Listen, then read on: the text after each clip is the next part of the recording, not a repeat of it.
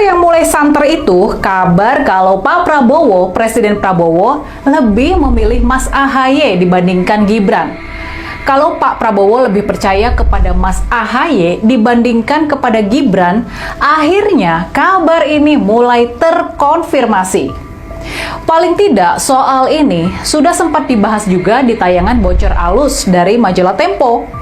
Di tayangan tersebut diceritakan kejadian di mana rencana Wakil Presiden Gibran meresmikan stasiun Wus di Karawang, di Jawa Barat.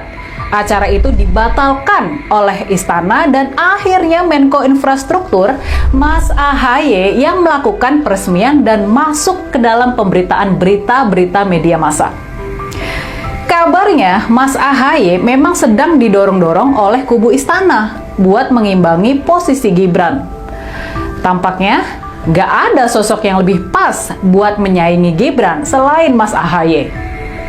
Seperti yang sudah disebutkan, banyak kemiripan di antara Mas AHY dan Gibran. Tapi soal kualitas, soal kemampuan, kita jujur aja lah. Kita harus jujur mengakui kalau Mas AHY ini memang jelas bagai langit dan bumi, jauh lebih kapabel dibandingkan dengan Gibran. Dalam soal-soal teknis seperti memimpin rapat dan pidato, jelas Mas AHY ini jauh lebih baik dibandingkan Gibran. Begitu juga dengan jenjang karir. Walaupun sama-sama kurang meyakinkan, tapi Mas AHY jelas adalah seorang tentara.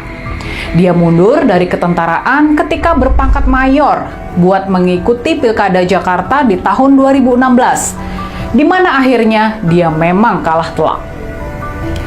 Jadi, walaupun pangkatnya di ketentaraan tidak tinggi, hanya setingkat mayor, tapi kita paham, itu disebabkan Mas AHY memang memilih mundur karena diminta oleh orang tuanya maju di Pilkada Jakarta.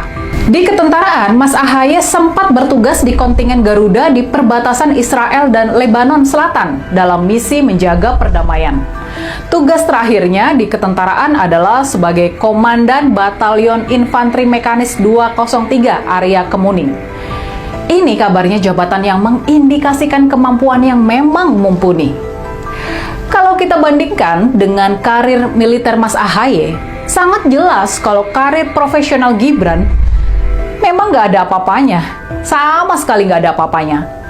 Dia memang sempat jadi wali kota Solo di tahun 2020. Tapi prestasi ini sangat dipertanyakan karena dia maju melawan calon boneka dan didukung oleh mesin politik besar dari bapaknya yang waktu itu menjabat presiden, orang yang paling berkuasa di Indonesia.